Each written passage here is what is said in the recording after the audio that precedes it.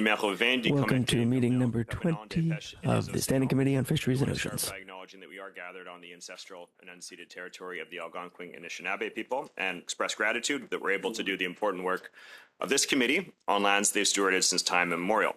Pursuant to Standing Order 1082, the committee is meeting to commence its study on marine and coastal protections. Today's meeting is in hybrid format. Pursuant to the standing orders, members can participate in person or through Zoom. And I think everyone's here in person. But before we continue, I would like to ask all in-person participants to consult the guidelines written on the cards on the table. These measures are in place to help prevent audio and feedback incidents and to protect the health and safety of all participants, but particularly the interpreters. You'll also notice a QR code on the card, which links to a short awareness video. Pursuant to our routine motions, I would like to advise committee members that all witnesses appearing virtually today have conducted the required technical testing, and just make a few comments for the benefits of witnesses and members. Translation's not working? Okay. Go back. Maybe the clerk can come give you a hand here. Oh.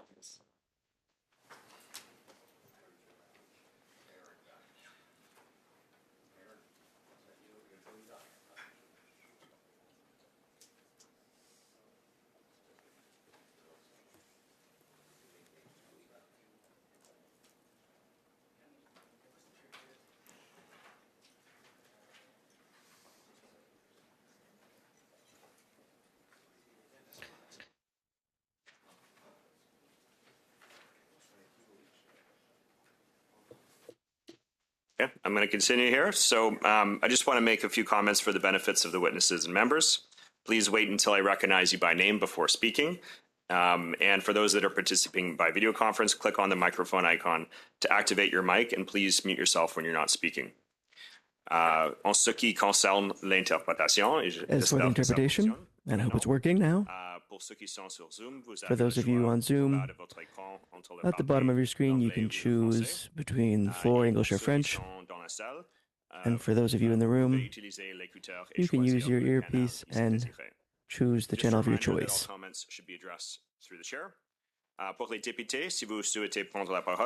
members, if you'd like to take the floor, please raise your hand, and the clerk and I will do our best to maintain the order of speakers, and thank you for your patience. Before we get started, I just want to remind members that our next meeting is going to be on Monday. We're going to hear from the Minister and DFO officials on subject matter of Bill C-15, clauses 553 to 570. Very quickly, before we get started, members will have received a proposed budget for this. I just want to see if it's the pleasure of the committee to adopt the budget that's been circulated. Okay. Seeing we have agreement there, we'll approve the budget accordingly. Well, with that, I'd like to welcome our witnesses today. We have Dr. Alex Kaveen participating by video conference from the University of Hull. We've got Professor Ray Hilborn from the University of Washington, also participating by video conference. And in person from the BC Seafood Alliance, we have Grant Dovey, Vice President, and Caitlin Lindsay, Commercial Fisheries Representatives. So with that, we're going to start with the witnesses' opening statements for 5 minutes or less, starting with Dr. Kaveen.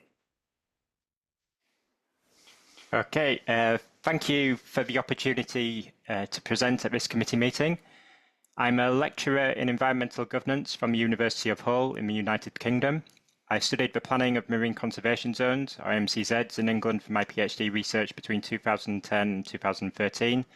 And I'm currently investigating the governance incentives underpinning the management effectiveness of MCZs, on which this statement is based.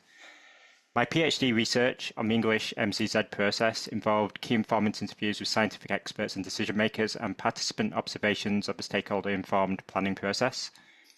The objectives of English MCZs were to protect representative broad-scale seabed habitats and species of conservation interest from human pressures. The process was target-driven, with sites designated irrespective of whether the conservation features were deemed vulnerable to human disturbance. Most conservation objectives for MCZs were set to maintain the feature in its present condition rather than recover feature to an unknown baseline. Monitoring of the designated features at a site level is necessary to judge whether objectives are being met, And as of 2024, only 10% of UK MPAs have monitoring in place. For many MPAs, there's a lack of resources for conducting surveys at the required frequency and spatial scale to measure whether conservation objectives are being met. Generally, the initial planning process of 1.5 years was viewed as too rushed for the spatial scale at which many of the MCZs were being designated.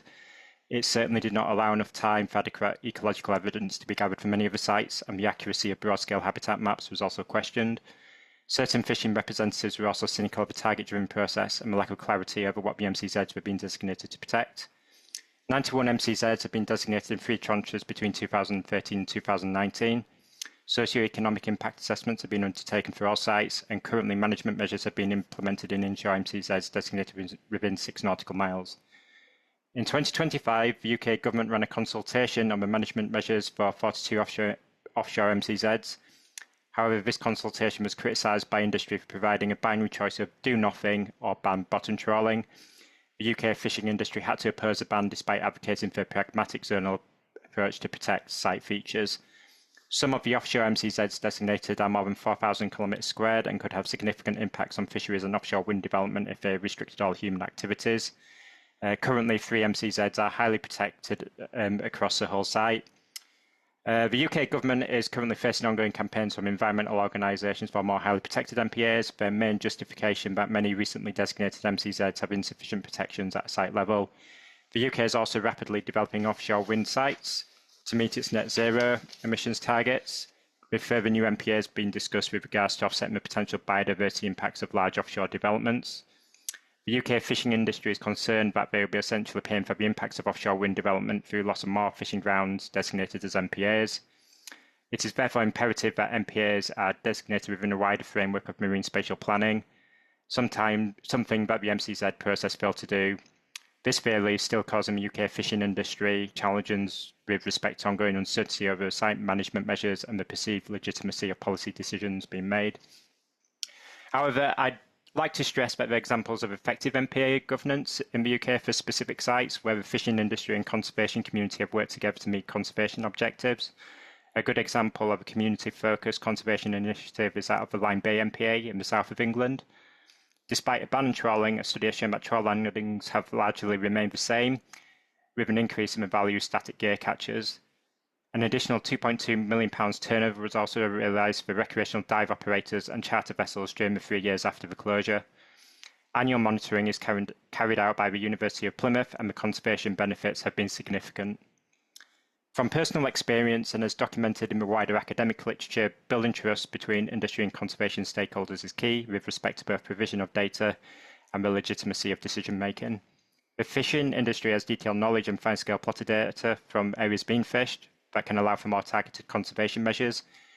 If industry is also involved in objective setting and site design, this can lead to win-wins for both fisheries and conservation, such as what has been achieved in Lyme Bay. Within the context of the growing pressures on fishers' access to marine space, the impacts of environmental change, and the need to balance marine conservation with food and energy security, any restriction of fishing needs to be justified by robust ecological evidence. It is also imperative that consultation with stakeholders takes place at the point where their knowledge and data can influence a final management decision, not after a decision has been made or the scope of policy options reduced. Thank you. Thank you very much, Dr. Kevin. And with that, we're going to go to Professor Hilborn for 5 minutes or less.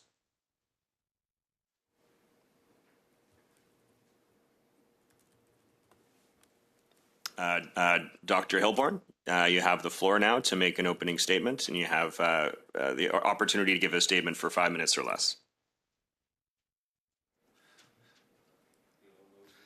Okay, we're going to move on to our witnesses here in person, and perhaps we can connect with Dr. or Professor Hilborn in the interim time for him to go afterwards. So with that, I'd like to hand the floor off to the BC Seafood Alliance for 5 minutes or less. Thank you, Mr. Chair, and thank you to the members of the committee. My name is Grant Dovey. I am a biologist that helps co-manage British Columbia's commercial fisheries, and I'm joined here today with my colleague Katie Lindsay, and together we're representing the BC Seafood Alliance. The BC Seafood Alliance represents commercial harvesters and processors across BC, Our members represent an industry in BC that generates close to $1 billion annually and supports thousands of jobs in coastal communities. I'm also a member of the BC Seafood Alliance Marine Planning Team, which includes industry members with more than 100 years of combined experience across all aspects of the fishing industry. We came together to provide practical, evidence-based advice to marine planning processes from people who work on the water and understand how these decisions play out in real life. Today, the greatest threat to commercial fishing in BC is not sustainability or stock health. It is the loss of access to fishing grounds from the scale and pace of marine protected area implementation. The largest initiative underway is the Northern Shelf Bioregion Marine Protected Area Network, or the NSB. It spans roughly 2/3 of the BC coastline from Campbell River to the Alaska border. BC is already a leader in marine conservation with more than 35% of its marine waters conserved, and that's based on ECCC data. Draft NSB zoning will have devastating economic impacts and result in job losses in coastal communities and only contribute less than 0.3 to the national targets of those 30 by 30 targets. This draft NSB zoning would cut off access to annual catch for key fisheries across large portions of the NSB by upwards of 20 to 50%. In 2020, the BC Ministry of Agriculture estimated that these impacts would amount to about $125 million a year in lost revenue and the loss of hundreds of harvesting jobs. Despite the scale of these impacts, there's been no updated comprehensive socioeconomic impact analysis to assess what the current revised protocols and draft would mean for fishing families and coastal communities. This is particularly frustrating because we know a better approach is possible. In 2018, our marine planning team worked collaboratively with hundreds of fishers to help finalize zoning in the Guayhanas National Marine Conservation Area. That process achieved hundreds of ecological and cultural objectives while mitigating impacts to key fisheries, key fishing grounds, and it was recognized with an award from the CEO of Parks Canada. The MPT attempted to bring that same collaborative science-based approach to the NSB. In 2020, we consulted with more than 700 commercial fishing reps and put forward recommendations that met or exceeded all ecological targets while reducing impact to fishing in the NSB by 75%. Unfortunately, that advice has not been incorporated despite our best efforts over the last 6 years, so we've essentially gone from awards to ignored. I'll turn it over to my colleague Katie to speak to the human impacts of these. Thanks, Grant. As Grant mentioned, my name is Katie Lindsay, and I grew up in a fishing family on Vancouver Island. The seafood sector put a roof over my head, and today my family, like many others, lives with the uncertainty created by marine protected area proposals such as the Northern Shelf Bioregion. I want to be clear, our sector supports conservation. It is not optional for us. It is the foundation of our livelihoods. Our BC fisheries are globally recognized for sustainability and quality. We operate under rigorous management and industry-funded stock assessments, investing more than $9.5 million each year into science and management. Our fishing families are not just resource users, we are active investors in conservation.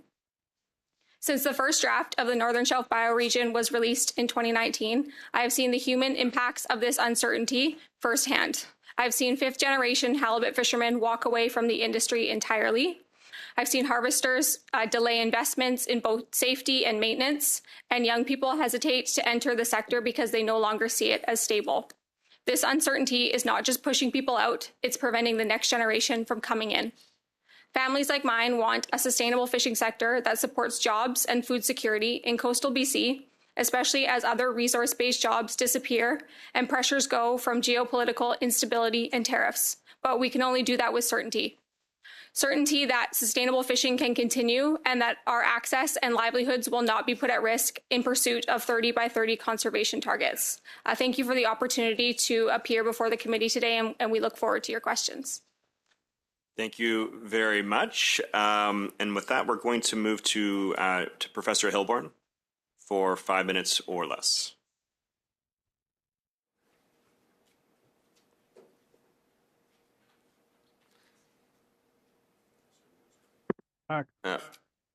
My headset seems to be acting up. No, you're coming in loud and clear right now. So with that, Professor Hilborn, please go ahead. Sorry, can you hear me? We can hear you loud and clear. Okay, good. Thanks. So my headset has been acting very strange. So good afternoon, and thank you for the opportunity to speak to you. I'm a professor in the School of Aquatic and Fishery Sciences at the University of Washington, a former employee of Environment Canada, an elected member of the Royal Society of Canada, and the author of over 300 peer-reviewed publications in the last 6 decades. Let me begin by saying we should protect 100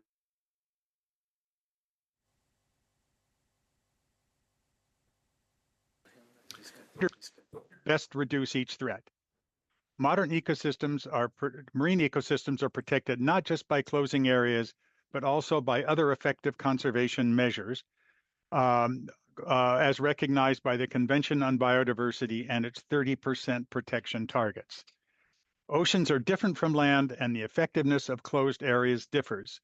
Human use on land destroys natural ecosystems by planting crops and building cities. Closing areas to agriculture and development is essential for protecting biodiversity on land. Marine ecosystems differ because fishing does not eliminate plants or modify the base of the food chain. Most of the ecosystem is unchanged, and the primary impact is the fish species are at lower abundance. Further, many of the species are highly mobile and swim in and out of the protected areas. Just a second, let me,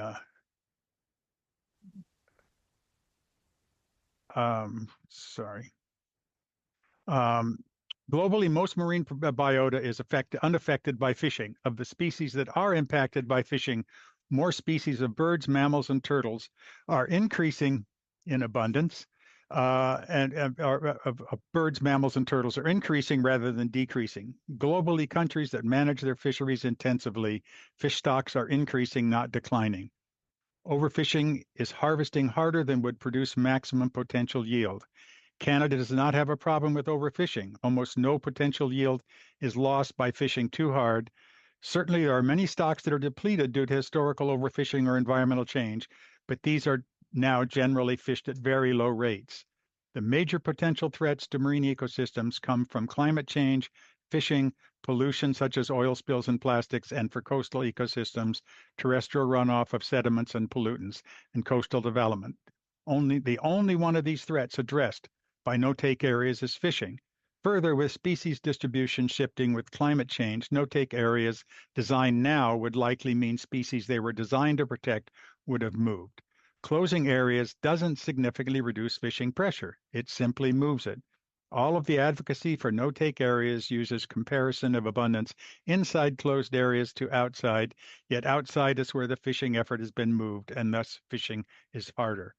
Only documented examples of where MPAs actually increase the abundance of fish in an entire region, as opposed to just inside a closed area, is when overfishing was intense, and this is not a threat in Canada. The major network of MPAs that was built following guidelines developed by MPA advocates is over 100 MPAs implemented under the California Marine Life Protection Act. A 10-year review of these MPAs has been completed by the state of California and concluded there was no increase in biodiversity, no evidence the MPAs provided climate resilience, and the abundance was higher inside some of the closed areas. The only study by the University of California, Santa Barbara concluded that there was no evidence that the overall abundance of fish increased. The reason for this lack of impact is simply that overfishing was not a problem in California. Whether the threat is overfishing or bycatch, no-take areas are far less effective than good fisheries management. In a review paper on the epistemology of MPAs, a UK team wrote an article entitled MPA Policy, What Lies Behind the Science. The paper ends with the following quote: "The implications of these findings is that we should not accept at face value claims that MPAs are supported by science. The scientific evidence for MPAs is limited and patchy, and many normative assumptions lie below the surface in many of the so-called scientific arguments." I conclude by reiterating that Canada should protect 100%, not 30% of its marine ecosystems, but that protection needs to be guided by an analysis of the threats and a careful evaluation of what most effective actions are. The effective way to balance biodiversity protection with the benefits to food security and employment from fishing is effective fisheries management.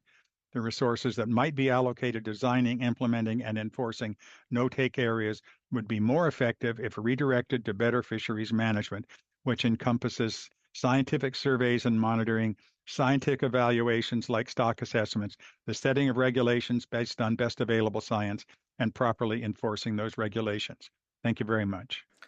Thank you very much, Professor. And with that, that concludes our opening remarks. We're going to move into the first round of questioning, the 6-minute round, starting with Mr. Arnold. Thank you, Mr. Chair, and I want to thank all members for supporting my September 18th study motion for this study.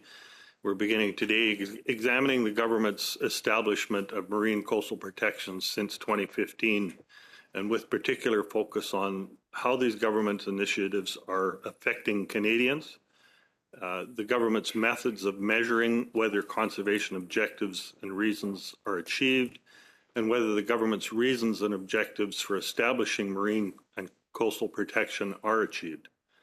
I believe all members support conservation of Canada's marine and fisheries resources, and I hope this study will help the government achieve effective, measurable, and balanced conservation.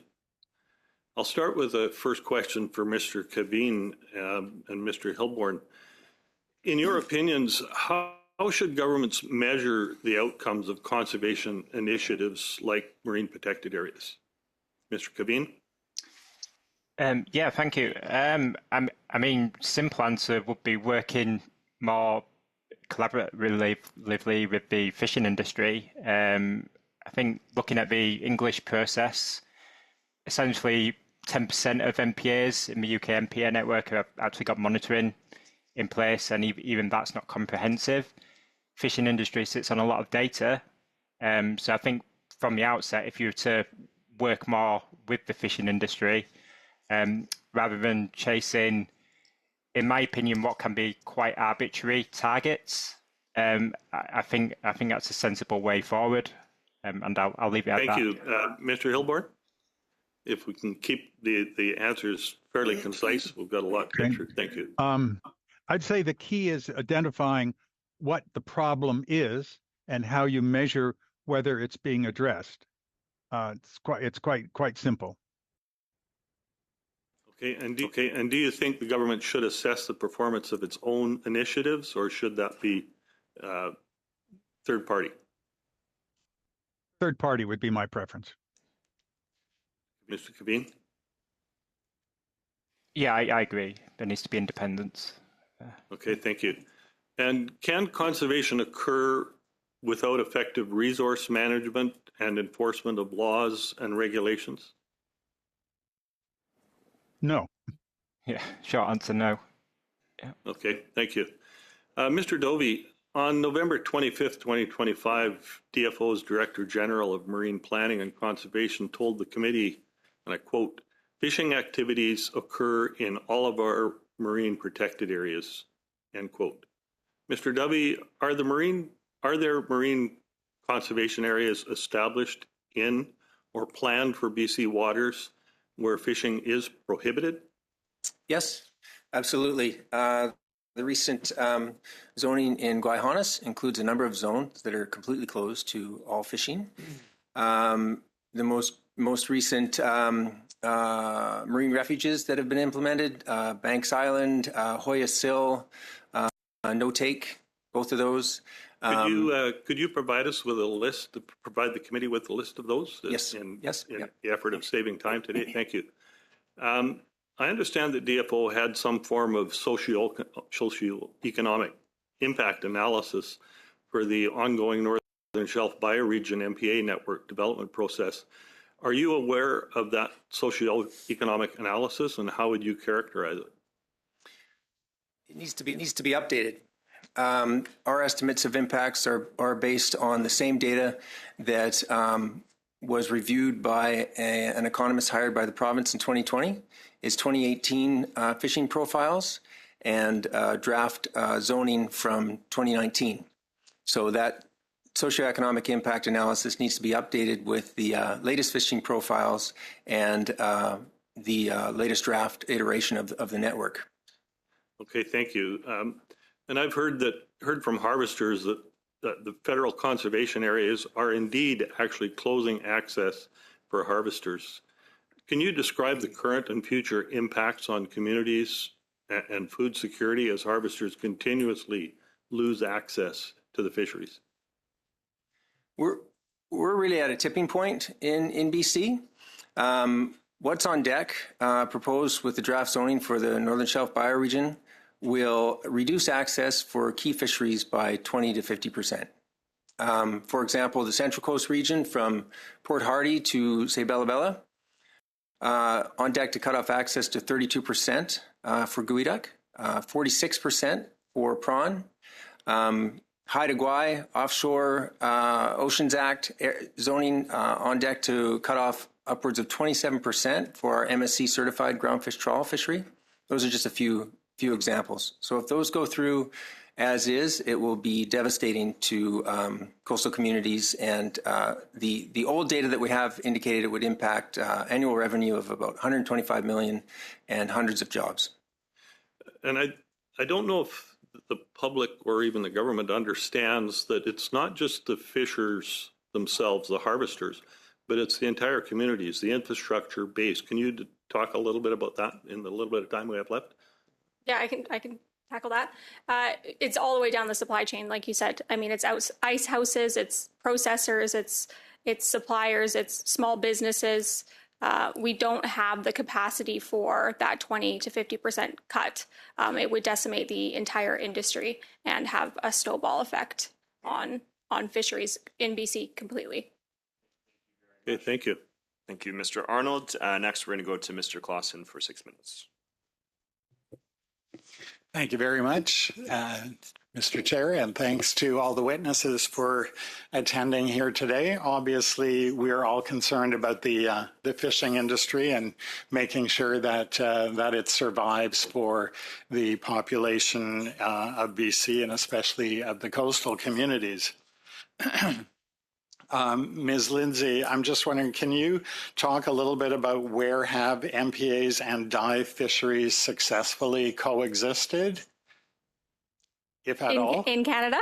Yeah. I can't think of an example, no. Is there any place in the world that you think that they might have coexisted? Where they don't have effective fisheries management, Yeah. Maybe, but I can't think of any, no. Okay. And you mentioned that there should be better fisheries management. Can you expand on that a little bit? I don't believe I said that in my introduction. I said that we have very effective fisheries management. I mean, our industry pours, like I said, $9.5 million a year, industry funded, into our science and management. So we do all of that industry funded. So our fishing families are the ones that are contributing to our rigorous management. We have 100% dockside monitoring, quotas, total allowable catches, OGMs. We've got the most rigorous world-class sustainable fisheries. Okay. And do you think that there is overfishing in BC? No. No. Okay. Mr. Dovey, you were talking about the 35%. Could you go on, explain just a little bit more about what you think in BC we should be looking at for the marine protected areas? Because I think you were mentioning that Canada is, or BC has an overabundance of protected areas. Yes, thank you. BC's paying a disproportionate share. According to ECCC, we've already conserved 35% of our marine waters. So we don't understand why they're pushing forward with large-scale closures like the NSB, like I say, takes up 2/3 of the coast, that will contribute less than 0.3% to national targets. Mr. Hilburn, in what circumstances do marine protected areas add value compared to strong fisheries management tools? If you're talking value to the fishery, I can't think of any that effective fisheries management is the way to manage your fish resources. There are some cases where marine protected areas generate tourism, but those are the examples are quite small MPAs. They're not large scale. Okay. And how would you think governments decide when marine protected areas are the most appropriate policy instrument?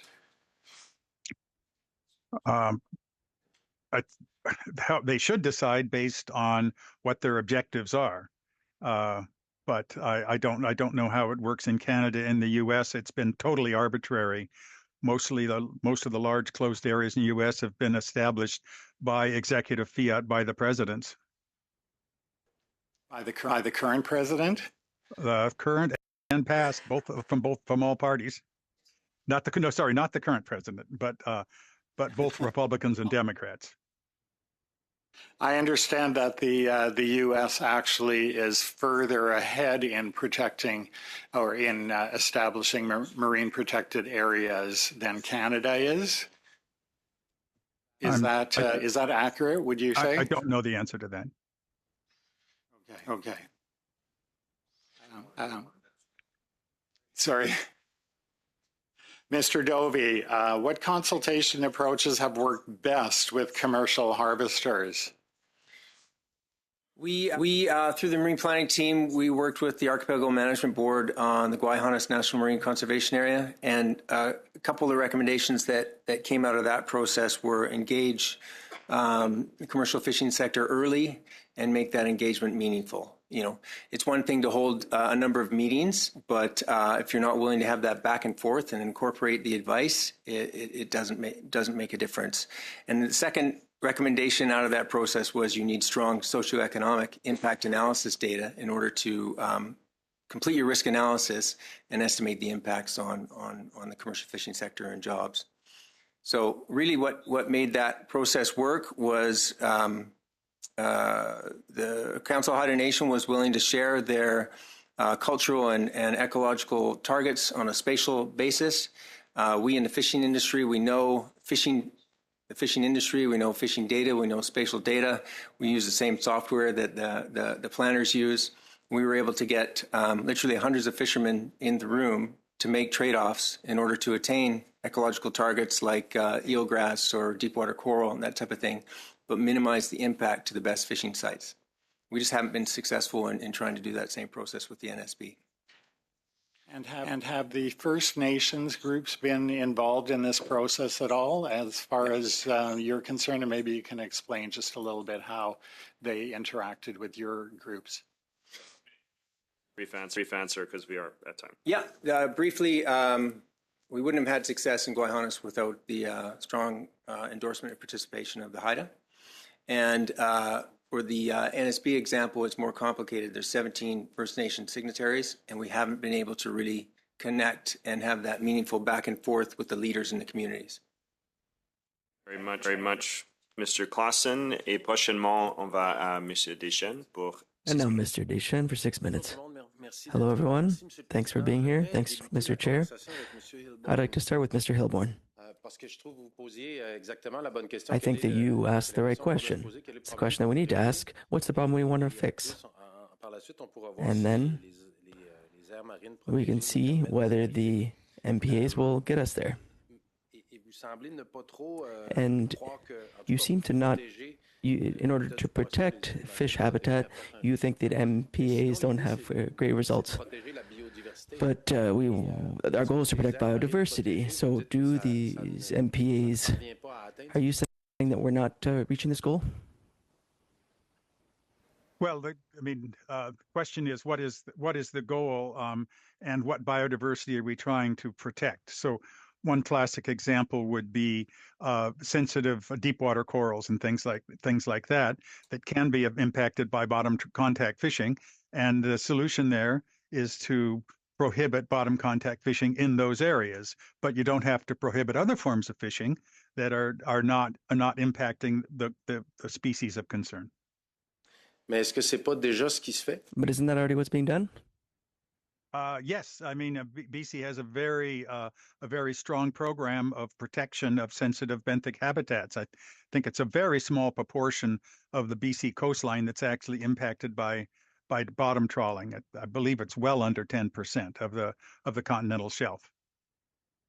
So the rumors I'm hearing, I'm being told that in the Gulf of St. Lawrence, in discussions on the MPAs, the levels of protection are different. So in the current scenario,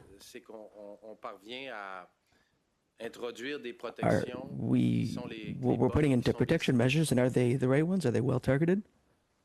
I don't know the proposals well enough to comment on that. Okay.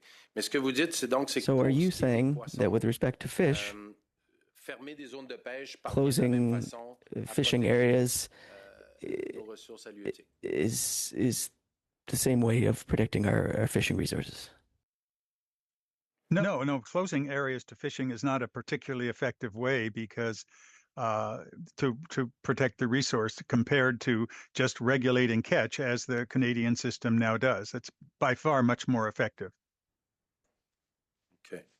Okay. Merci, Monsieur Hilborn. Thank you, Mr. Hilborn. Question for the people from BC, from the Seafood Alliance in BC. Well, can you explain whether it's being done, whether there are discussions between the province and the federal government so that the protection efforts are coordinated?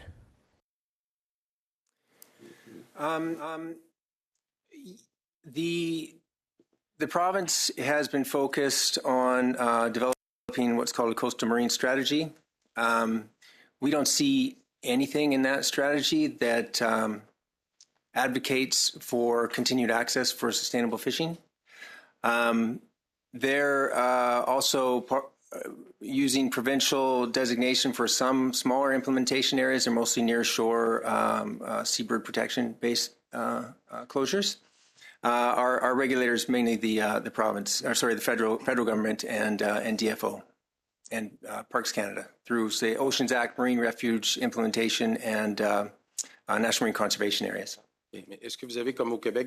So do you have, like we have in Quebec, a conservation goal that's put forward by the province and then another one that's put forward by the federal government? Sorry, an example of a provincial and a federal designation? Do you have the two orders of government who are both calling for the protection of areas? No, the provincial government isn't requesting more than the federal government. No. Okay. Yeah, so it all falls under the 30 by 30 targets. Yeah. And in your discussions with the federal government, are there arrangements so that the MPAs will allow fishing activities that's not harmful to biodiversity? I mean, that's been the goal this whole time. We're wanting something that shows that we will still have access to sustainable fishing in these MPAs. So what answers have you gotten? So there is the NSB includes, the current draft includes 350 plus zones. About 25% of those would be completely no take, and the rest would have various levels of activities that would be allowed. Some fisheries would be permitted in, say, the example that Dr. Hilborn mentioned with protecting deep water coral. So there wouldn't be trawl or bottom contact fisheries for trap or longline. Other fisheries would be permitted. So there is mixed use, but there's a number of no-take areas on the deck, and it comes down to it's going to cut off significant access that will be devastating to the industry, upwards of 20 to 50%, like I mentioned, for key fisheries in the NSB. So the problem is more the draft zoning that includes some no-take and some partially open areas. Okay. And so what's going to remain allowed? Depends on the zone, right? It depends on the implementation tool. The recent examples, marine refuges have been all no-take. It just depends on the zoning. Like I say, it could be right from no-take to partial use. Merci beaucoup, Monsieur. Thank you very much, Mr. That Deschênes. completes our first round of questioning. We're going into the second round. And I'll hand over to Mr. Gunn for 5 minutes. Thank you, Mr. Chair. Mr. Dovey, DFO officials and the minister herself have told this committee that the idea that the planned MPA network, these marine parks, would be no-take zones or where many fisheries would be affected and be prohibited outright was, quote, misinformation. Is it misinformation, or has DFO explicitly proposed through draft scenarios and plans that, contrary to their testimony to this committee, that is actually exactly what they are planning to do? Well, I've been intensively involved in marine planning on the West Coast since 2018, and there's significant areas that will be closed to a large number of fisheries on the West Coast. Right from, as I mentioned earlier, a number of areas that are completely no-take and a number of areas that are closed to specific fisheries. And to clarify, if these draft proposals from DFO that you have seen become a reality, just how much of your fishing grounds are they threatening to rip away from Canadians and fishermen like yourselves? Well, we've seen reductions in quota from a number of areas as they've been implemented over the last 10, 15 years that's gotten BC to that 35% marine conserved.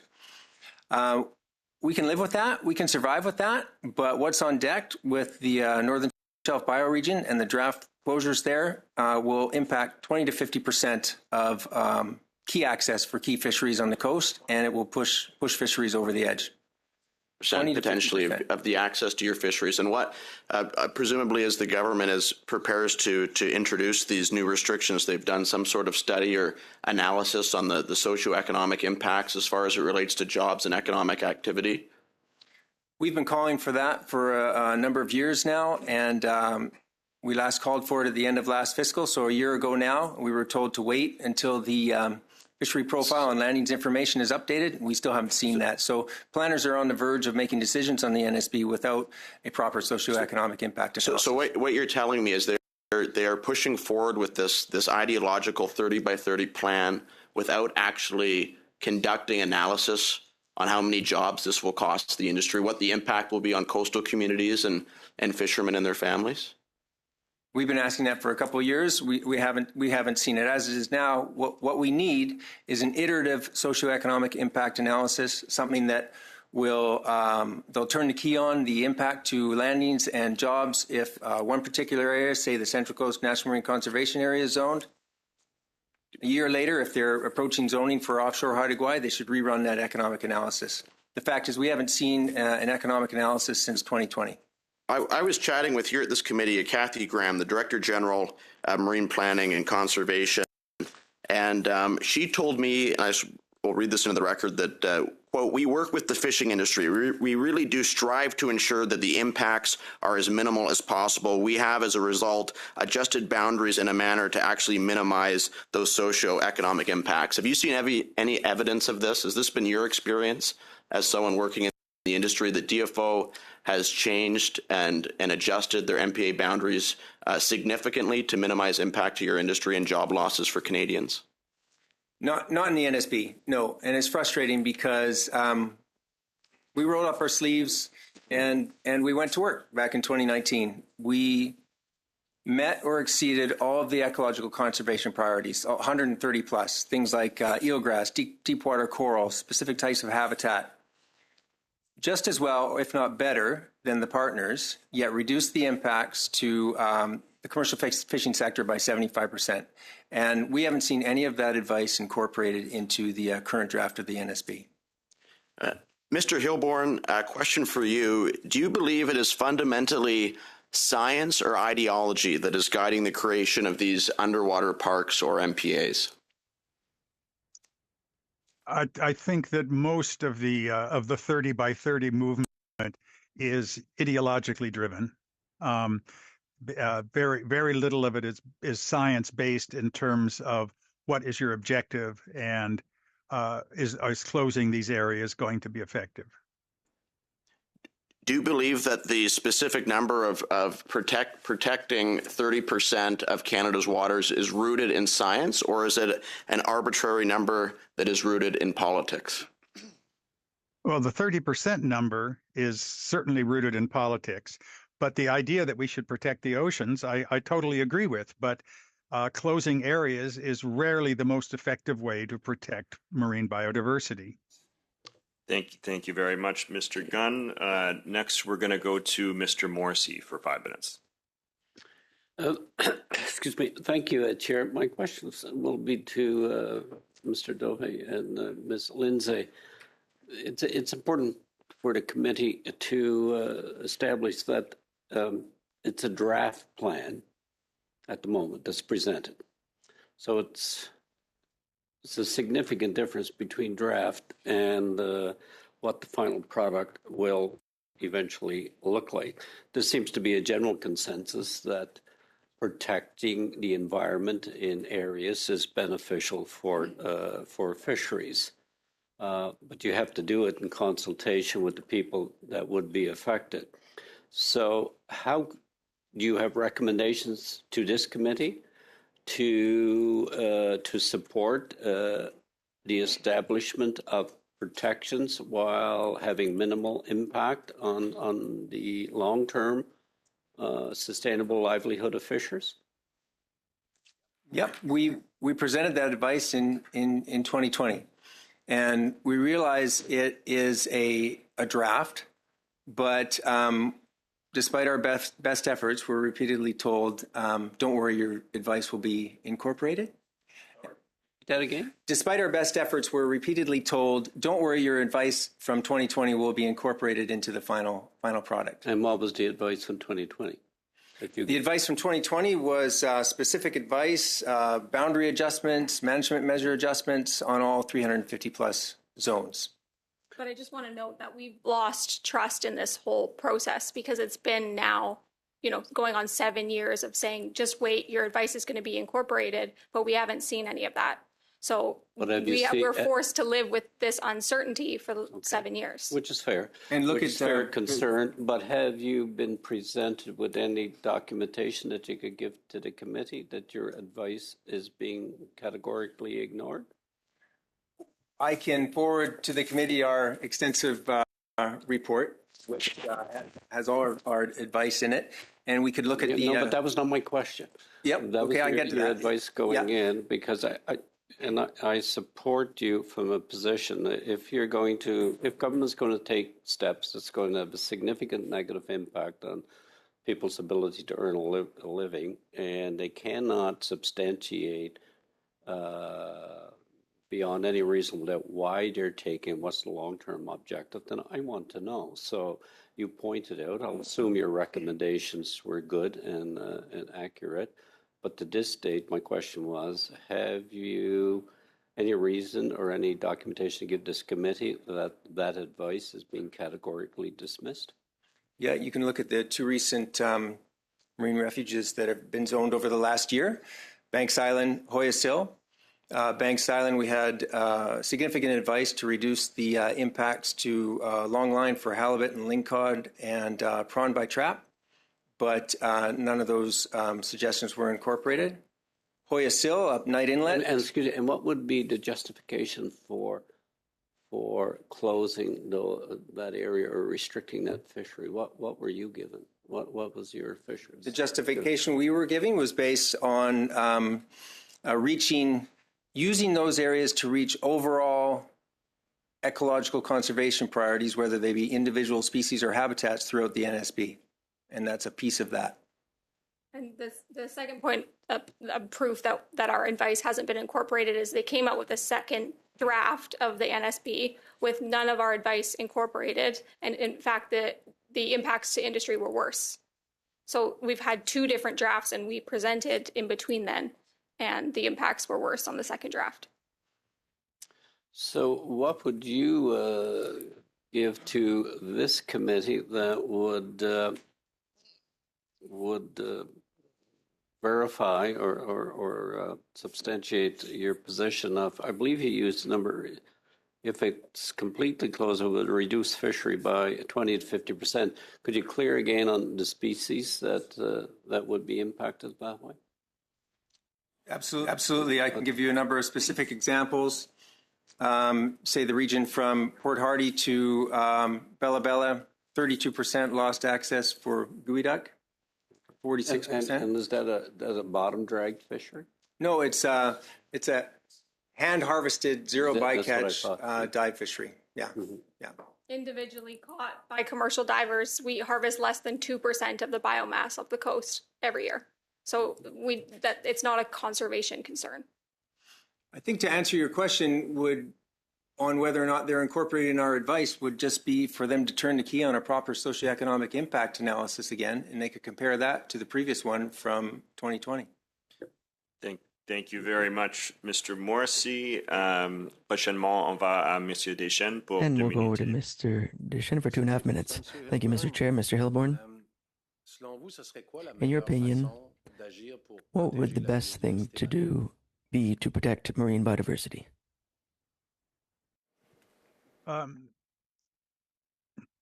climate change is a big one. That's the big threat. They can't do anything much in the ocean about that. But for the things you can control, effective fisheries management is much more effective than simply closing areas. But to protect marine biodiversity, when we take a look at the bans that are proposed, they also involve oil exploration, gas exploration, the dumping of garbage into the ocean. Are these also not bans that will also protect biodiversity? Yes, certainly. I mean, in the grand scheme of changes in marine biodiversity, those have not been major factors. But banning those activities certainly is a good step. But it's not as if it's a major problem that is going to cause a measurable change in marine biodiversity. So what you're saying is that if we were to better manage fisheries, then we wouldn't need to establish these MPAs.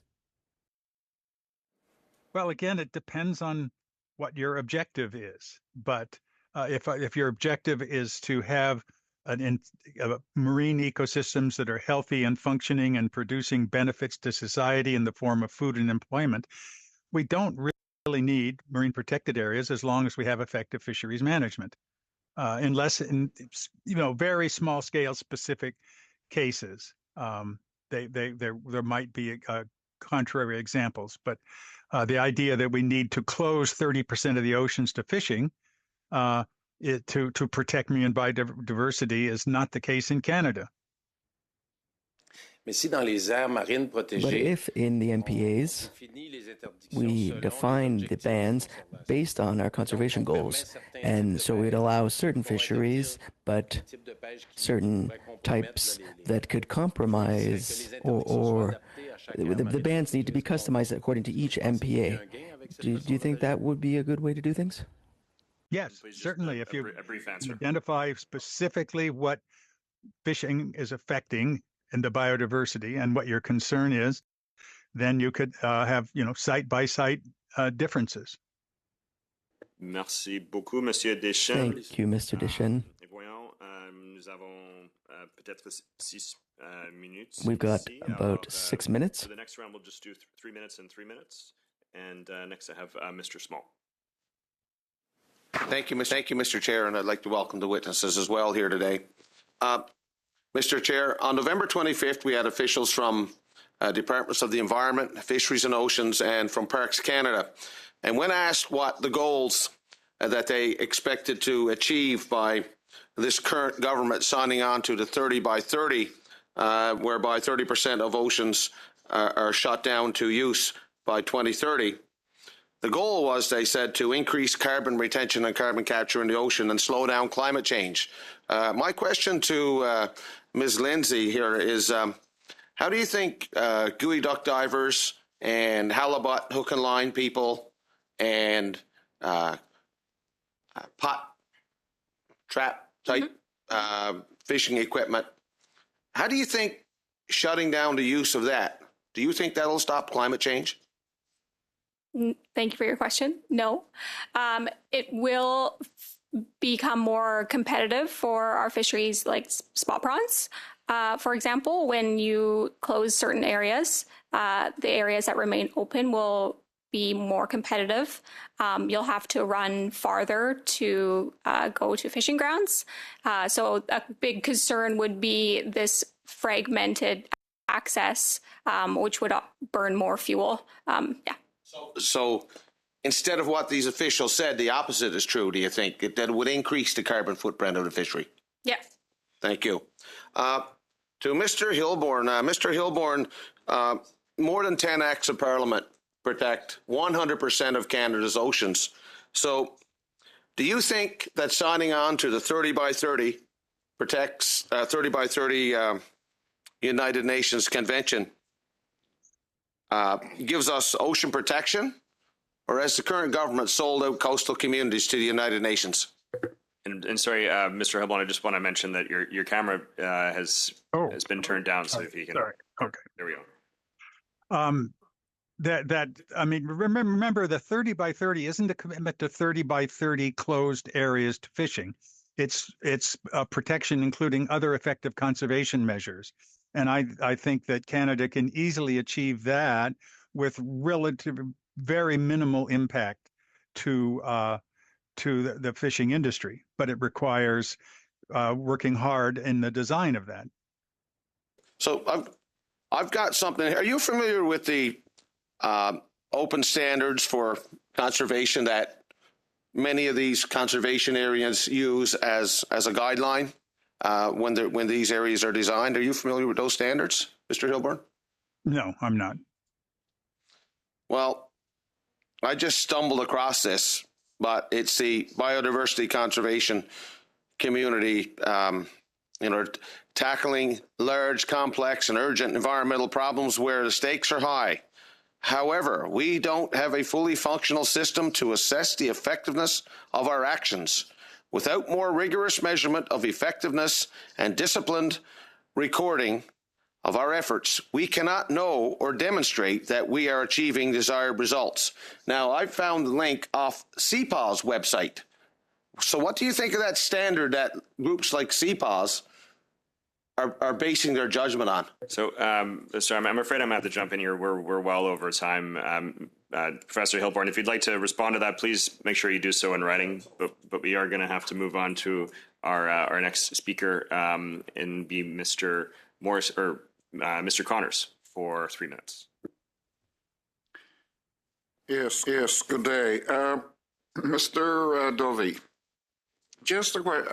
You mentioned marine refuge here a number of days. What is the difference between a marine refuge and a marine protected area, or is there a difference?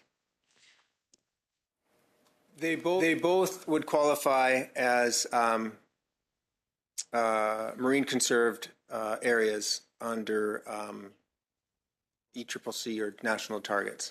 It has to do with the implementation tool.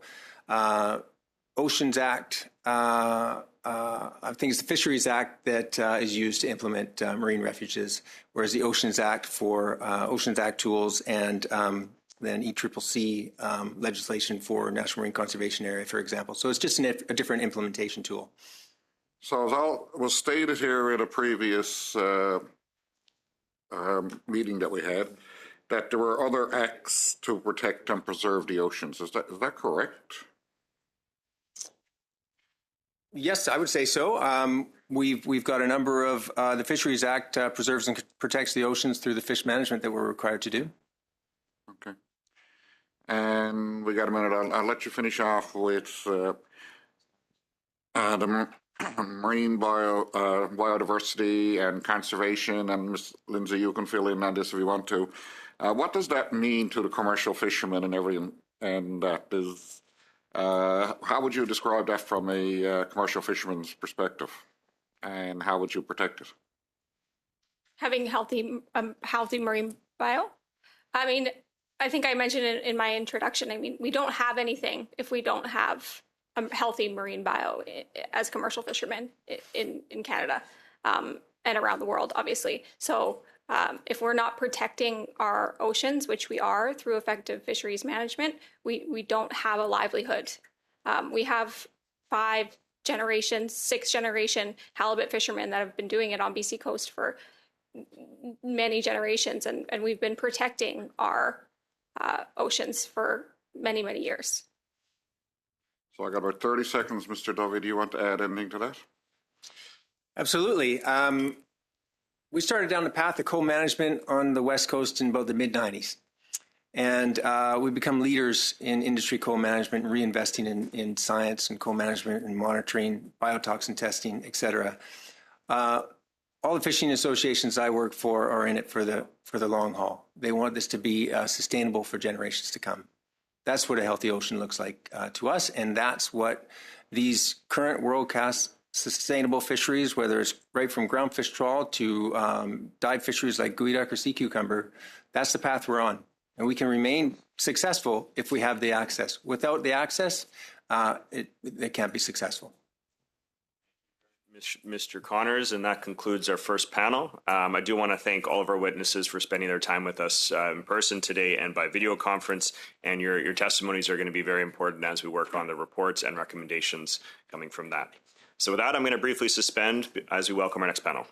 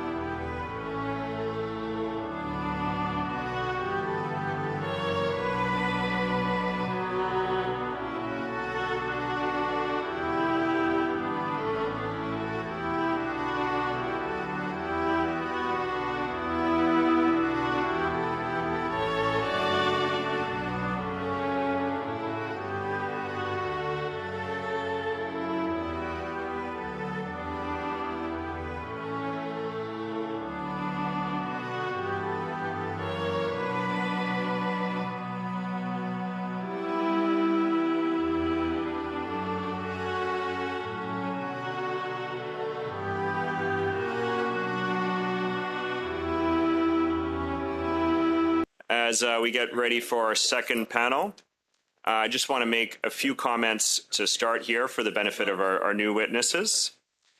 Just please wait till I recognize you by name before speaking.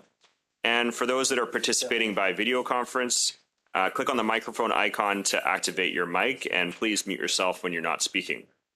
Et en ce qui concerne l'interprétation, and as for the interpretation, for those of you on Zoom, you can choose at the bottom of your screen floor, English or French. And for those of you in the room, you can use your earpiece and select the channel you want to hear. Just a reminder that all comments should be addressed through the chair.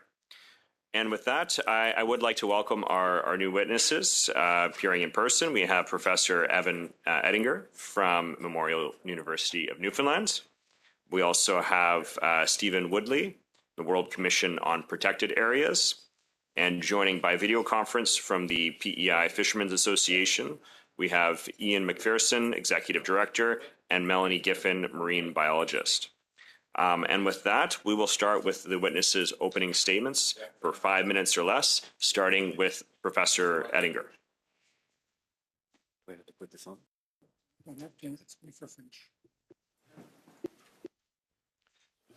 So you know, Professor, the mic will be on when the red light's on there. So we'll start your time when you're. Those don't touch anything. Okay. Okay. Professor, you may begin. I want to thank the committee for inviting me to Ottawa to testify and for the opportunity to address this important topic, and also for continuing to look at this issue when there are so many other urgent issues, especially on the international stage, because this is the long-term important things need to not be ignored.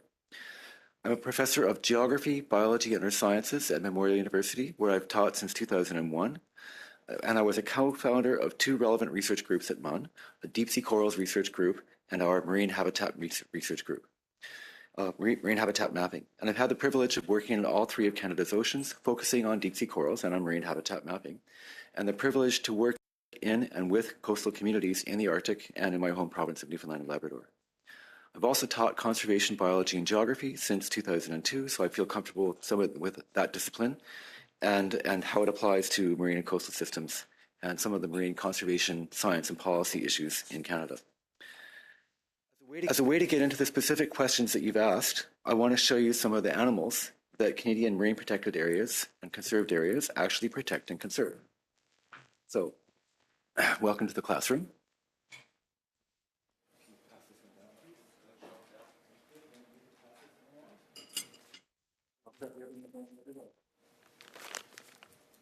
Go which way?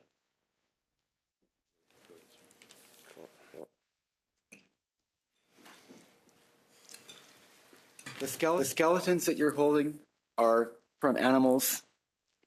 They're from 3 different species of deep sea corals that occur in Newfoundland and Labrador waters, and similar species occur in all 3 of Canada's oceans.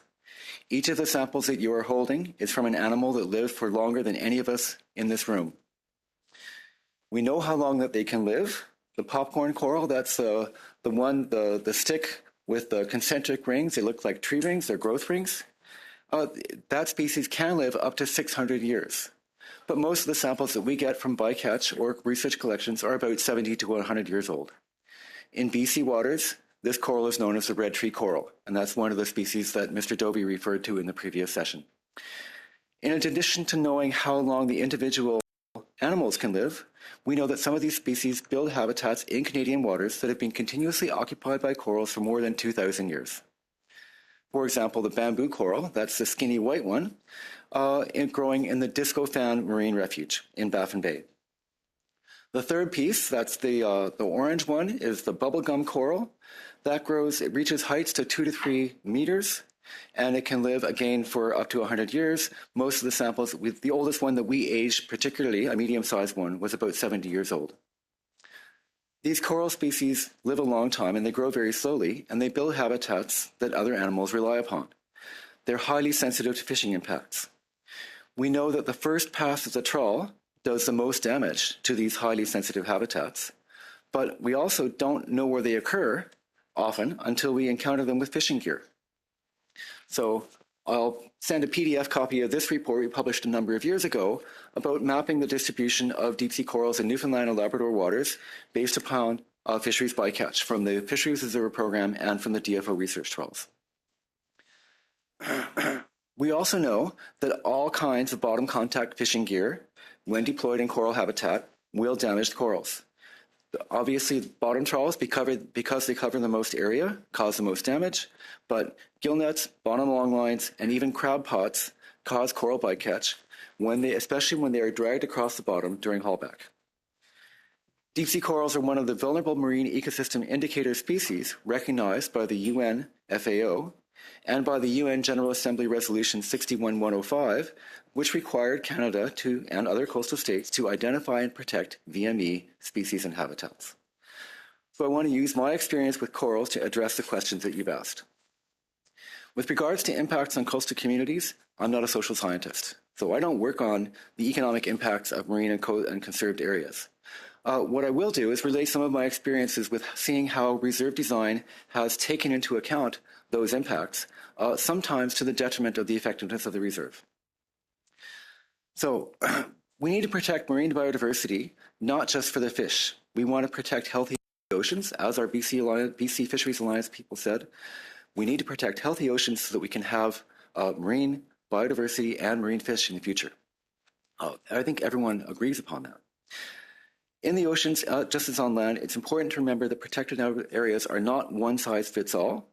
So Stephen Woodley, you're going to describe the IUCN, many different categories of protected areas ranging from strict closures to ones that are actually managed for resource exploitation with biodiversity as a secondary concern. So Professor, I'm just going to interject. We're at time here, so if you wrap up, okay. There'll be more time to delve into things and questions. Okay, so I'm going to point to two examples of cases where we needed to pay more attention to the science. Gilbert Bay MPA is a Southern Labrador MPA established for the golden cod. When it was established, we did the marine habitat mapping for that area. Our friends who did fish tracking ultimately discovered that the area was too small and it needed to be expanded in order to effectively protect that subpopulation of cod. Unfortunately, that scientific recommendation was not implemented. So, Professor, I'm afraid we're well over time here, so I'm going to have to cut you off there, okay. But you can always submit more in writing, and there'll be an opportunity in questions to get to that as well. But, yeah, apologies for that, but we need to move on to Mr. Woodley. You have the floor for 5 minutes or less for making opening remarks. And thank you, and I guess I'll claim Dr. Woodley. I'm an ecologist who have worked for 40 years on protected areas, both in land and sea. I was formerly chief scientist at Parks Canada, and now I work with the IUCN, the World Commission on Protected Areas. I've led studies on the effectiveness of protected areas, and for my sins, I've been deeply involved in the Convention on Biological Diversity's process, which led to the targets that we're talking about today. That CBD process, agreed to in Montreal in December 22nd, has 4 goals and 23 targets. And its purpose is to halt and reverse biodiversity loss and equitably share the benefits of biodiversity. I wish we could all say that we're in great shape here in Canada or the world with the state of our oceans, but nothing is further from the truth. The oceans are in trouble. Fish stocks are mismanaged. And part of the reason that we came up with these targets collectively is to halt and reverse biodiversity loss, and that's a really important process. The second point I want to make is this was a science-based process. It wasn't the COP, Conference of the Parties, is highly political, but the work that goes on behind that is very science-based, and I'll discuss the science basis of 30 by 30 in just a couple of minutes.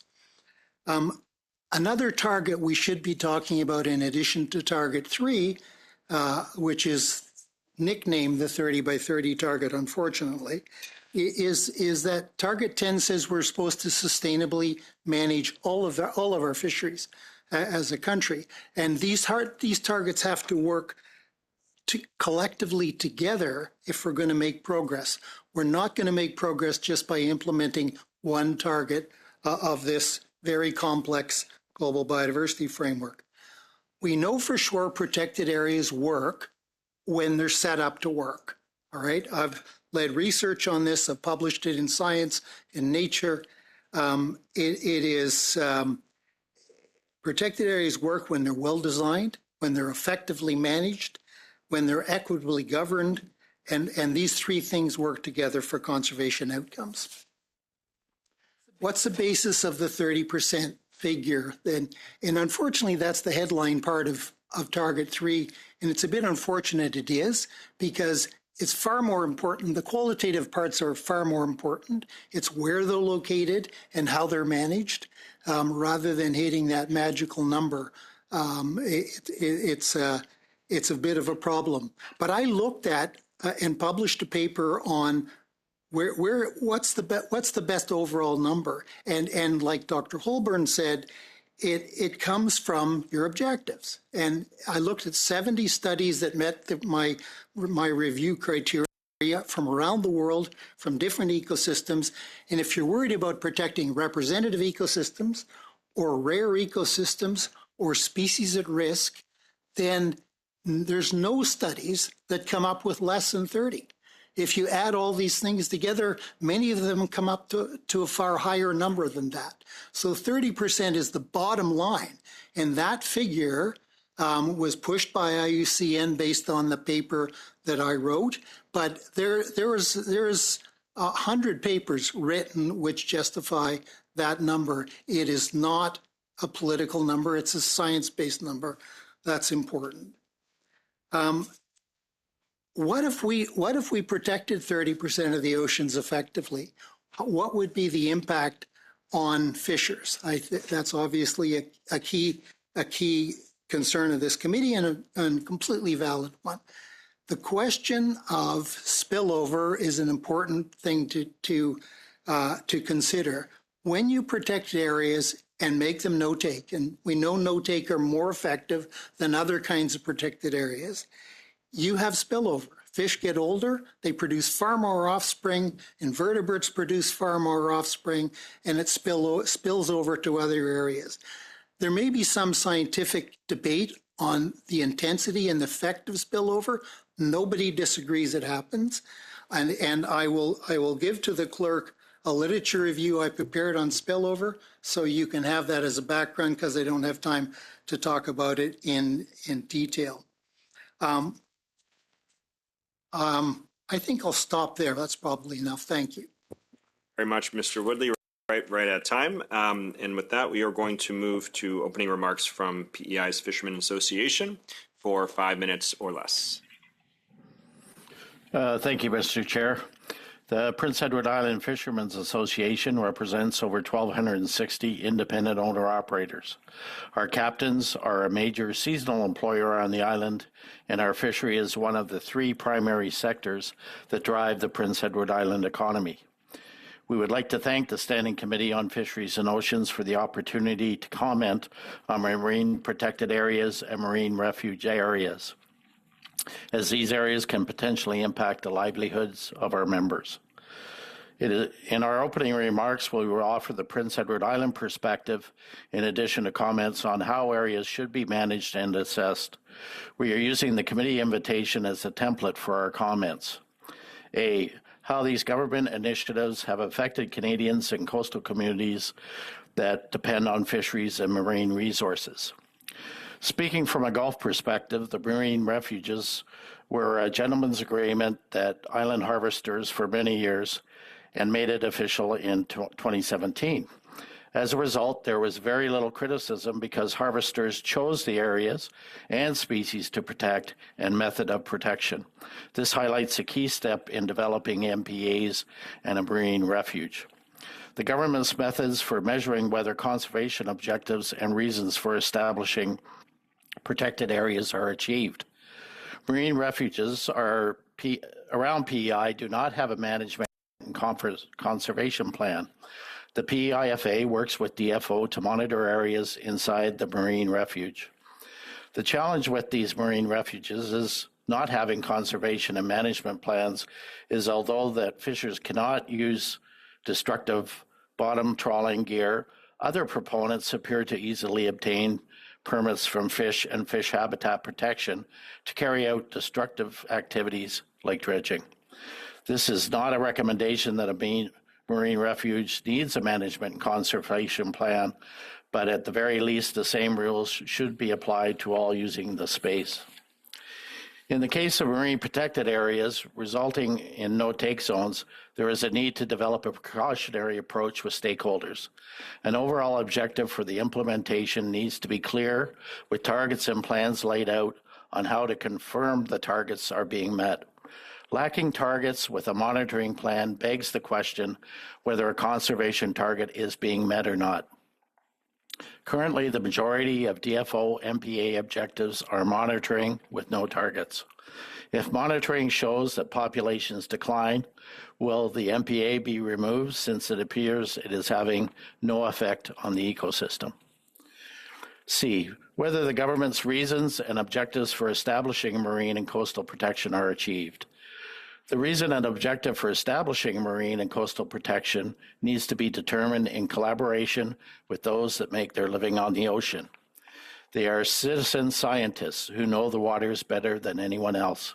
In general, the majority of MPAs in our region were put in place to protect soft corals, which is more easily measured as they are sedentary. Confirmation that other species are benefiting as a byproduct of the coral protection is limited. In summation, the success of any designated area can only be achieved if there is an effective and meaningful communication with those that make their living on the water.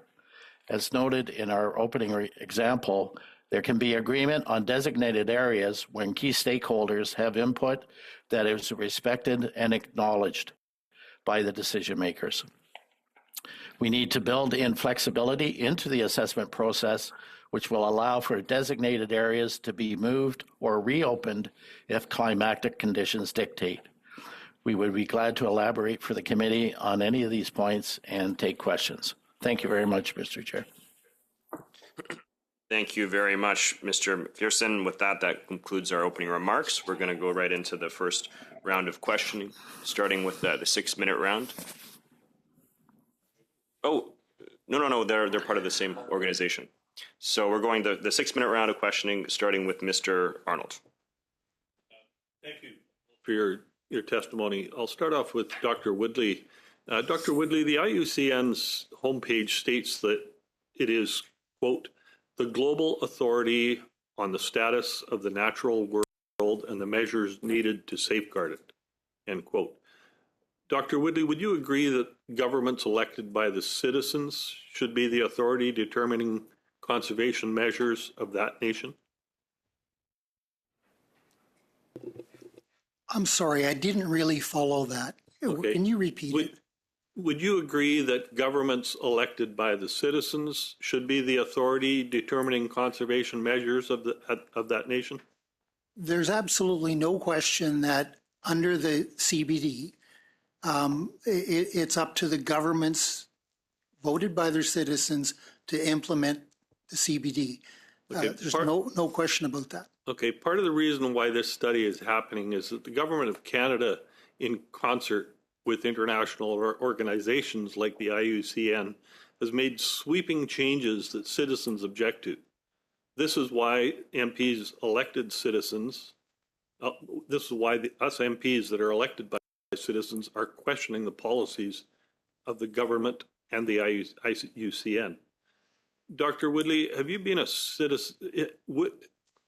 Have you seen citizen opposition to conservation measures driven by governments on the advice of IUCN and other countries? I guess, yes, I have, but I just want to, for the record, state IUCN did not create the 23 targets and 4 goals of the CBD. That was done by an international process under the UN, and of which Canada was and Quebec were both present in the process. An international organization. The IUCN is only an observer to that process. Okay. I think it's very important for citizens and elected representatives to question the policies and beliefs and practices, even when there are supportive political leaders or scientists. For instance, take eugenics. The IUCN was founded by Julian Huxley who was also president of the British Eugenics Society from 1959 to 1962. There was a time when many, like the IUCN founder, believed that eugenics was right, that it was validated by science, and that it was a path to a better future. However, they failed to account for the terrible costs that regular people would bear because of their belief in eugenics. When it comes to conservation of marine coastal areas, the IUCN has all sorts of definitions and standards being deployed in Canada, but what safeguards does IUCN provide for Canadian citizens to ensure the rights and dignity of individuals are not crushed by the IUCN headquartered in Switzerland? Well, first of all, I would completely agree with you that science is an evolving field. It's one of the ones that is meant to be evolving by design, and that we try and bring the best available science to the table, and we should, and where new science exists, we should bring it to the table. As to the IUCN's motto, if you want to talk about the IUCN, is a just world that conserves nature. It's very concerned with the rights of individuals and certainly the rights of marginalized people, Indigenous and local communities. Okay, thank you. I'll switch to a question to Mr. McPherson now. Mr. McPherson, in your opening, you stated that PEI harvesters actually chose the refuges that would be recognized around PEI because they believed in the effectiveness of them. But I believe you also went on to say something about the enforcement or the standards that were set. Would you like to expand on that, please? I'm going to defer to my colleague, Melanie, who would be a little more familiar with that process. Mel, if you don't mind. Sure. Thank you. Thank you for the question. Yeah, it was a gentleman's agreement that was actually in place by harvesters long before it was ever made a formal marine refuge around Prince Edward Island in an effort to protect juvenile lobster habitat. The comment about conservation and management of it is that in most cases, when you see a marine protected area, like a no-take zone, for example, St. Anne's Bank and so on, there's a conservation plan that comes with it for targets. The marine refuges are not as strict because they are a different tool that are used to implement them. And in this case, we don't have the same kind of conservation targets laid out as something like a marine protected area like St. Anne's Bank would have. Would you say that the protected areas or any marine conservation and protection that is done in conjunction with users and harvesters are more effective than those that are simply imposed by someone else's standards? I would say 100%. Yes. Mr. McPherson, I concur. Yes. Okay. Thank you. Mr. Ettinger, how much of the ocean has been mapped out, identified as to identifying what needs to be protected? That's a really tricky question. So when you said how much of the ocean has been mapped, there's a global effort to map 30% of the world's oceans by, I forget what year it is, we're not there. That's including a lot of the deep sea. When we say what needs to be protected, that's it depends what level of protection you're looking at. So I don't think we have a single, I don't think I can answer that question precisely. Thank you very much, Mr. Arnold. Prochainement, on va Monsieur Cormier. And now over to Mr. Cormier for 6 minutes. Thank you, Mr. Chair. Thanks to all witnesses for being here. Mr. McPherson, it's good to see you back. You're here so often that I think we have to give you like a loyalty card or something. But look, I think my first question to you is your association probably participate in a lot of those meetings about marine protected area. What are your impressions so far of the way that those meetings or those consultation or requests for submission or whatever, like how do you feel it's going right now? Well, it's been quite a while since I've been involved with one, and after I speak, maybe Melanie can see that there hasn't been, to my recollection, a lot in the last few years. Certainly, we can speak to feeling that there needs to be a more expansive and intensive process, taking into consideration a lot more what harvesters have observed and the impacts. And if you'll allow me, Serge, I'd like to really highlight on socioeconomic and how that is a huge gap. And I would like to tell the committee that industry has instigated 2 socioeconomic studies. One has just been completed by Dr. Ian Lee at Carleton, and we'll be sharing that, and we have shared that with some colleagues and MPs. But also Melanie's just stepped down as president of the Canadian Lobster Research Network, and they're doing an extensive one that maybe Melanie could speak to a bit more. Thank you. Okay, so I guess my next question to you, Mr. McPherson, is like, fishermen, when they hear the word marine protected area, do you think they feel like for them it means that they will not be able to go fish lobster, for example, or crab, or in this area when they hear that they're going to be a marine protected area in a particular zone and that they will not be able to go fish again? Do you think it's the impression that they have?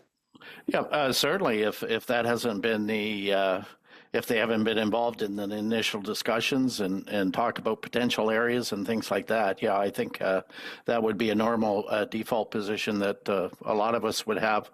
As our previous witness defined, there is a difference between and Melanie just mentioned, between a refuge and an MPA, but if people don't know those nuances, then they're going to think they're all going to be no take zones.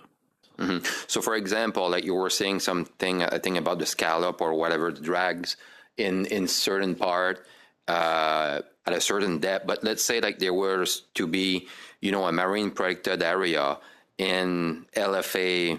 I'm not remember what your zone is, but that said, there will not be. It will be a marine protected area. No dragging, but still, be able to fish lobster. That will be probably acceptable for your industry, right? Well, Mel, correct me if I'm wrong, but that's the situation we have out in Cablehead, correct? Yes, that's exactly the situation we have in our scallop buffer zones, where scallop fishing is not permitted, but lobster fishing is. Okay, perfect. I'm going to go to you, Ms. Griffin, I think. So when we talk about marine protected area, like, we've talked about protecting a certain area, making sure that we protect, the bottom of the ocean or the whole ecosystem in this area. But let me just step out of this a little bit. For example, some of the resources, for example, the shrimp industry is collapsing right now. There's almost no shrimp in certain area in the Gulf. And for years, industry was telling DFO official scientists that there was a problem, that there was too much, redfish that they were seeing. And I think we see the result here. This is not the only factor that the shrimp is gone, but at the end of the day, like, of course, we want to put marine protected area, but do you think that, it's easy to blame minister from different color, politician from different color, but sometimes, DFO official, scientists from DFO department do not listen enough to the industry, to the fishers on the water. Do you feel that, there's a lack of communication there that can be beneficial to make sure that, stock are rebounding, what we can do to make sure that, younger generation will be able to keep fishing? Do you feel that way? Yes, we see it on the water quite often, and we hear it from harvesters. And on the science side, I can say that we've experienced what seems to be a few-year delay in what harvesters see on the water versus what comes out in DFO science. It's not a lack of science. It's just that for some reason it seems to be lagging behind what's being seen on the water. So another example of that I can give you that's taking place now. We've got a lot of concerns about striped bass consuming lobster larvae, and it's being brought up for years now by harvesters, and so far DFO science has not come along the same point. So there's a few different examples I can give, but yes. Okay, thank you very much. Thank you very much, Mr. Cormier. Et prochainement, on va à Monsieur Deschênes. And now we'll go over to Mr. Deschênes for 6 minutes. Thank you, Mr. Chair. My questions will be for Mr. Woodley, first of all. You said in your opening remarks, can you hear me, Mr. Woodley? Okay.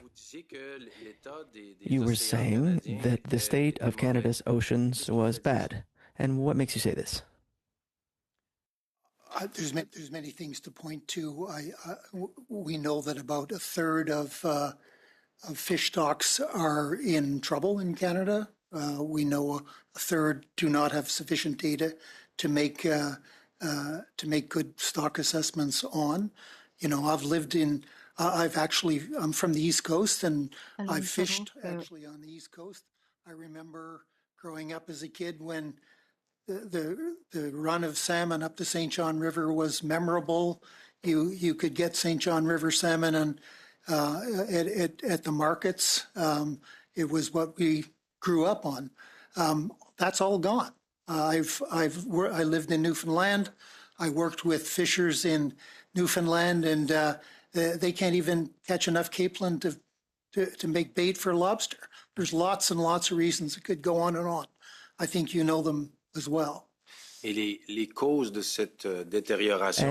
causes of the stock deterioration, the marine biomass, what are they? There's many causes. Certainly, has been pointed out already, climate change is a problem. Damming rivers is a problem. Fish farms is a problem in some places. But certainly, if you look at the IPBES report, the International Biodiversity Assessment, overharvest is the single biggest problem in the oceans.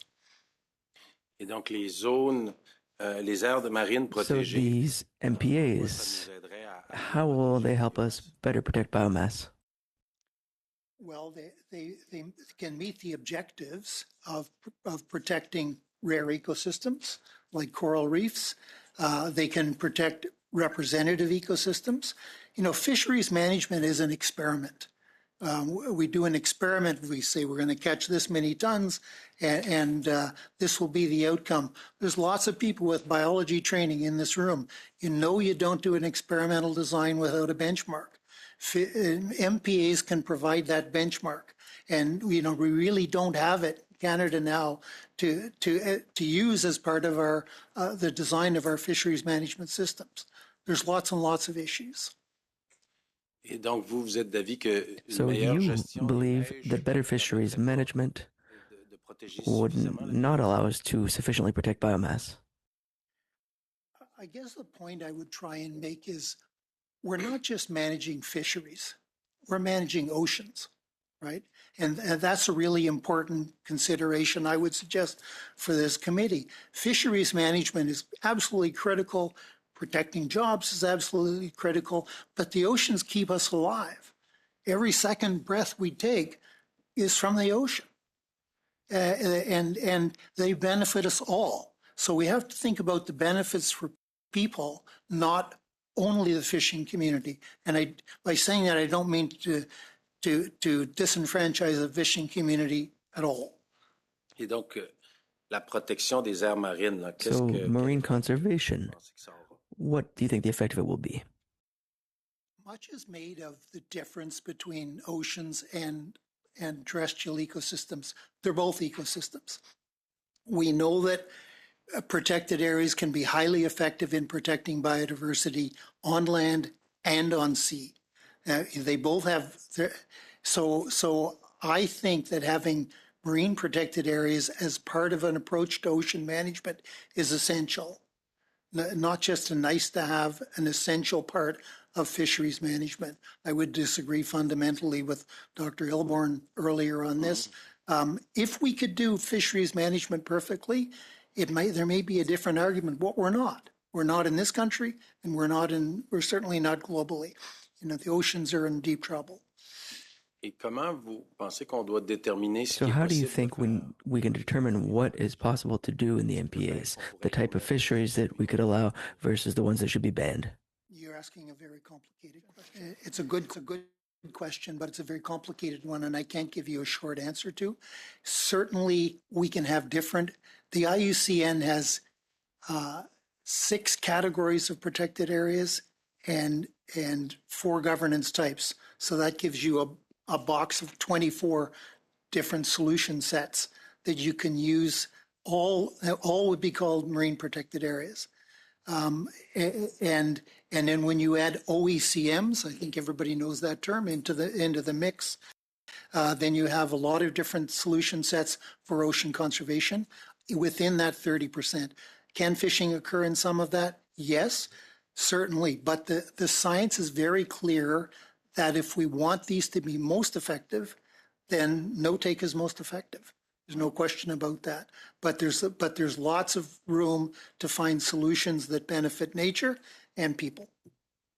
Donc, de trouver que dans chaque zone, il y a. So in each area, there should be bans customized, adapted. Is that something that you would advise?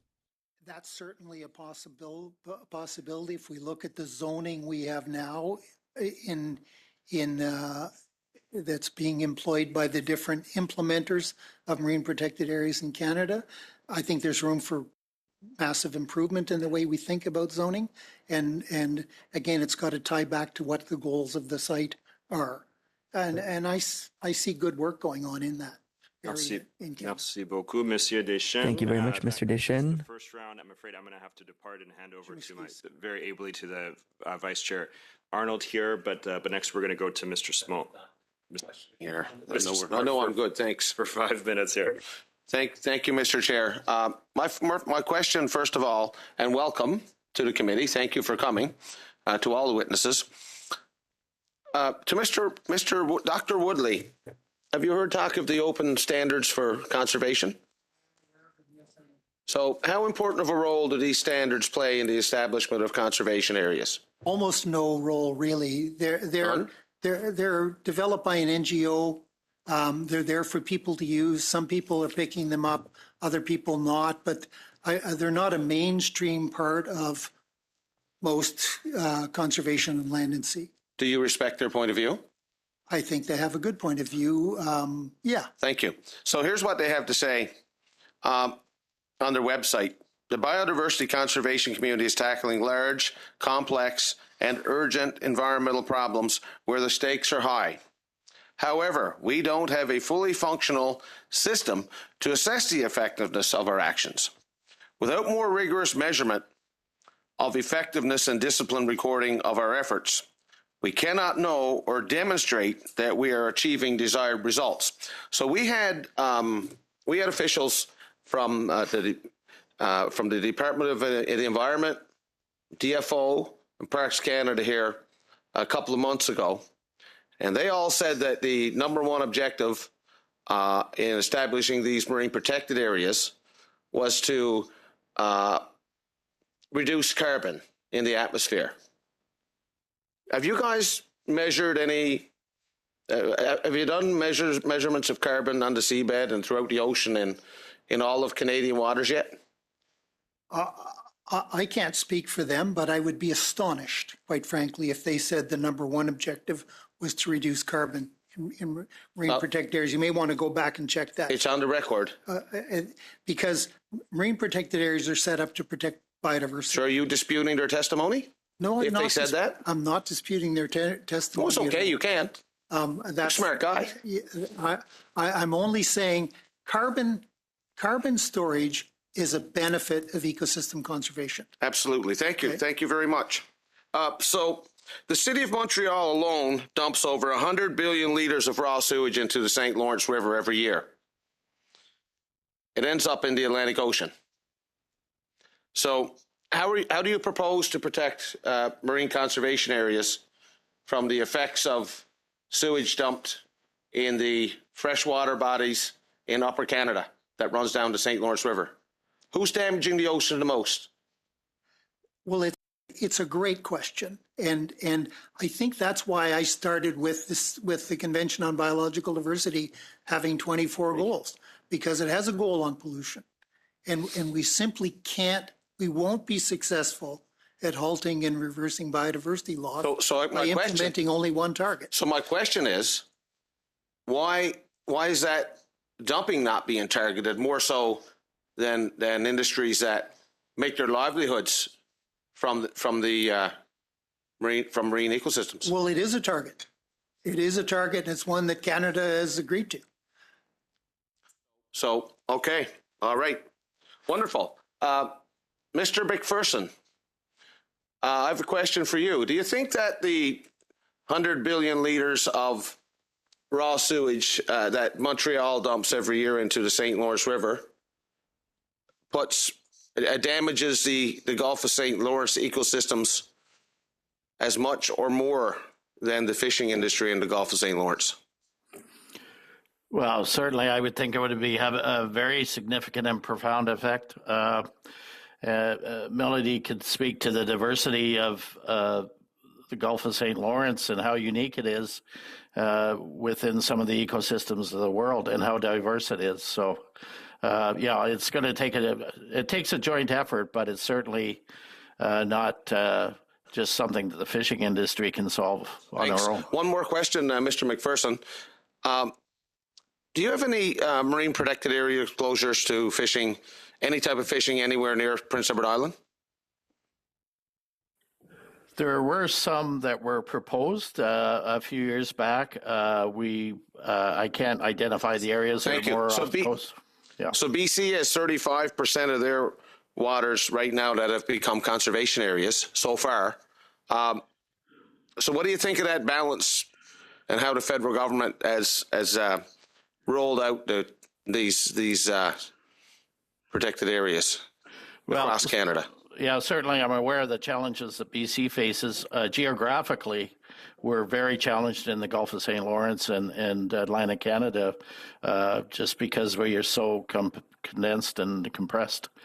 And the lack of massive shorelines. It's as simple as that. Okay, thank you. That's time. Moving to Mr. Morrissey now. Thank you, Chair. My question will go to Ms. Griffin, but it's based on the testimony given by Mr. Woodley, who thank you for giving the unbiased, candid perspective on marine protected areas. This committee's primary responsibility and role is to advise in policy on that'll protect the resource fisheries for, obviously, for the benefit of those coastal community fishers that participate in them. We know that data shows that the natural species in worldwide oceans are declining, and nobody disputes that. One of the key areas, much as we sometimes dislike it, is over-harvesting is the biggest reason for stock decline. You stated that. And the oceans benefit, good oceans benefit nature and people. So, Ms. Griffin, why do even the discussion around marine protected areas, because there is a value, get such a negative reaction from fishers? What is the real cause? Is it the way the department approaches it? I think it's a combination of, yes, the way the department approaches it and the understanding that fishers have that no matter what, when a marine protected area is put in place, it means there will be absolutely no fishing, which is not always the case.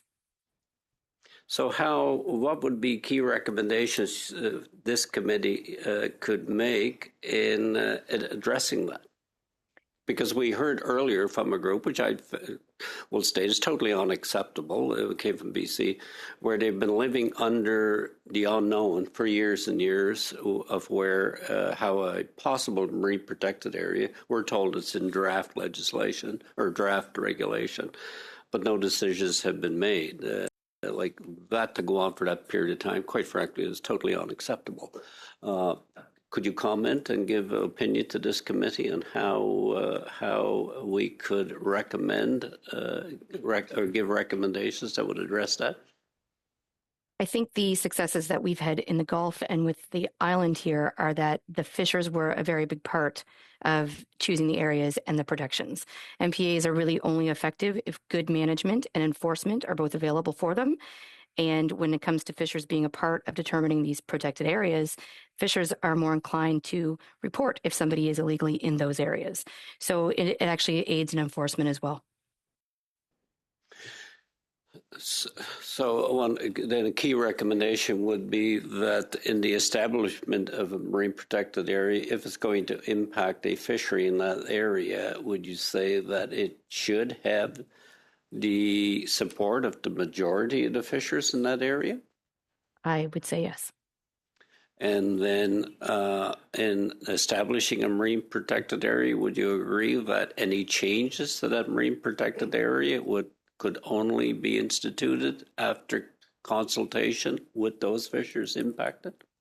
Yes, I think that the fishers need to be involved at every stage. If there's changes or if it's being removed or made bigger or anything, I think fishers need to be involved in that conversation. So between you and Ian, you both deal with fishers. If the fishers had trust in that process, would you see more buy-in from the fishing community? Because there is a benefit if it's done properly. Would you agree with that, Melanie, as a biologist? There is benefits to marine protected areas? I agree that if it's done properly, there are benefits. Yes. Ian? Yes, absolutely. And I think that's what we addressed earlier was the need to look at real communication models and dialogue models. I think that's where some of the gaps are happening. And I checked with Melanie, and yes, we haven't had an MPA meeting or any discussion of MPAs for several years now. So. Okay, thank you, Chair. That's fine. Chair, if I could just add that what Mr. Morrissey said there was very true, where typically fishers find when there's proposed areas that DFO is selected, so immediately it gets things off on a wrong foot. Thank you, Chair. Thank you, Mr. McPherson. Moving now to Mr. Deschênes for 2.5 minutes. Merci, Monsieur le Président. Thank you, Chair. A question for Mr. Ettinger. You spoke a lot about coral. Why it's important to protect them? Are extremely sensitive habitats that provide habitat for many other species, and so if you remove those habitats, then that dramatically reduces the quantity and quality of the habitat for the other species that depend upon them, including some commercial species. For example, in the Laurentian Channel Marine Protected Area, which is between Nova Scotia and Newfoundland, we know that the sea pens, which is another kind of deep sea coral that lives there, not as long lived, only about 40 to 50 years, they provide very important habitat for the juveniles of a number of other fish number of fish species, including commercial fish species. Et Monsieur Ettinger, vous comment voyez la surveillance des And how do you see oversight of these MPAs? How should the government do things so that the bans are adhered to? So, when you say la surveillance, I'm thinking monitoring as a scientific method, but I think there's also the question of enforcement comes with that. And so the obvious starting point is VMS. So we have remote sensing technologies to tell, using vessel monitoring systems, to tell what fishing boats are doing and where they are and whether they are following the rules. And that's an obvious starting point. We have a fisheries observer program, which is well developed in our country, and we should be using it to ensure that the fishing industry is following the rules, as they generally tend to do. Merci, Monsieur Woodley. Thank you, Mr. Woodley. Your suggestions on the way to implement the bans with respect to the MPAs? We have lots of experience with protected area management in this country on land. We have not done a good job taking that experience and moving it into the ocean. And I don't know why, but seem to have kind of stumbled as we took the protected area idea and moved it into the oceans. I think that we can learn a lot from how we've managed terrestrial protected areas and apply them to marine ecosystems. We have to have different technologies, but they exist now. So we have clear boundaries. There's lots of ways to provide enforcement, to provide surveillance. There's all kinds of new monitoring techniques which are being developed for the oceans, which are going to make our management of those areas and management of fish stocks far more effective. So I think there's lots of lessons to be learned from that perspective. I hope that addressed your question. Moving now to Mr. Gunn for 3 minutes. We have 3 minutes for each of the two sides left. Thank you, Mr. Chair. Mr. Edinger, the most recent numbers that I've seen is that under the current definitions of protected areas, on the west coast of British Columbia, we're up to 35%. That's before some of the Northern Shelf bioregion closures that are coming, 10% in the Atlantic, 15% in the Arctic. Is there something special about BC's coast that requires additional biodiversity protection, as you would put it, that doesn't exist on the Atlantic or in the Arctic? That's a hard question to answer. So I've worked a little bit in BC, not extensively, and the areas that I've worked have been on the edge of the shelf as opposed to down in the deep sea. So the largest protected area in BC waters is the Endeavour vent field, which is protecting hydrothermal vents. Those are one of the 4 vulnerable marine ecosystem types identified by the IUCN. So that's a huge area. It's all in really deep water, and there are no competing external commercial interests for that. So it goes into our percent area calculations. But in terms of the economic impact of the Endeavour Hot Ridge, that wouldn't have any economic impact on the fishery because nobody fishes there. I take your point that reaching an arbitrary number doesn't necessarily have is the best case for biodiversity or limiting economic impacts. Mr. Woodley, I wanted to ask you, you're obviously a big proponent of these marine protected areas. Do you acknowledge the potential for negative environmental consequences of forcing the same-sized fishing fleet into a smaller geographic region while they're still attempting to catch the same amount of fish or harvest the same amount of resource? It's a good question. I think you have to take into account the spillover argument. And it's not an area of science I've done research in, but I know the literature on it. If the people are correct on spillover, we'll actually catch more fish if we protect 30% of the ocean. We protect more fish if we protect 30% of the ocean. Yeah.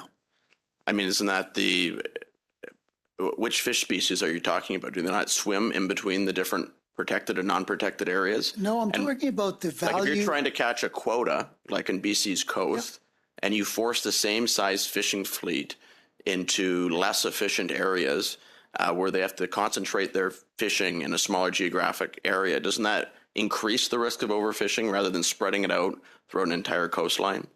It doesn't, because if you look at a fish population and you protect a whole ecosystem in a marine protected area, no-take marine protected area, the fish get bigger and they produce far more offspring, and the juvenile fish survive. They're not caught up in nests and thrown back because they're too small.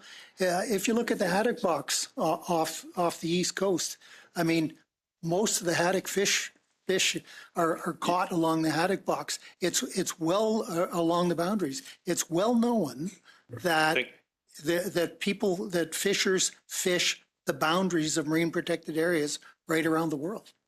Okay, thank you. We'll move on to our last person now, or MP Connors, please, for 3 minutes. Mr. Woodley, have you ever been involved with the selection of an MPA in Canada or the identification of an MPA in Canada? I have, yes. You have? What considerations are taking for sustainable fisheries that are operating in that area when they're looking at identifying an MPA? I can only speak from the Parks Canada perspective because, as I mentioned, I was chief scientist at Parks Canada, so I provided scientific advice to the identification process. And certainly there are a whole bunch of things considered, but the fissures that are there, the impact on the fisheries, the impact on coastal communities is certainly part of the NMCA process. That's what I'm referring to. As you know, there's 3 organizations that do MPAs federally in Canada. Do you believe that fishers should be involved in that process, that they should have input into the process if an MPA or an NCA is going to go ahead? Absolutely. Absolutely. Just based on your research and your background in this and your understanding, how important is the consultation process with not only the fishers, but all the surrounding communities and the economic impact, social economic impact and everything? How important is that from your research, what you found and what you think? Well, it's highly important. But I guess in my response to your question, I'd go back to the question of, are we managing fisheries or are we managing an ocean? And I think the answer is that we're managing an ocean. And fisheries are a really important part of that ocean management, but then it's not the whole package. So you have to think about a full range of interests. And there's a full range of interests from people globally and in Canada on having healthy oceans. Just going back to your last discussion there. So what you answered there about the spillover in a no-take zone. Yes. So you would say that the spillover from a no-take zone would be able to help sustain this fishery that's not in a MPA? Well, it would help sustain the fishery outside the marine protected area. Yes. Okay. Yeah. And this is, I brought the literature review, which you can all read, and I'll leave with the clerk on spillover. And the science is getting clearer and clearer on it, actually. Some people think you could protect half the ocean and catch more fish. There's a paper in Science that makes that argument. Then you get into where and how far you got to travel and all of those other considerations, which aren't trivial. They're also important. Okay, thank you, Mr. Woodley, or Dr. Woodley. That ends our rounds of questioning for today. I'd like to thank the witnesses for their time today. Your testimony will help us in our work and to formulate recommendations of the government on this study. And is it the will of the committee to adjourn? No one opposed? Adjourn.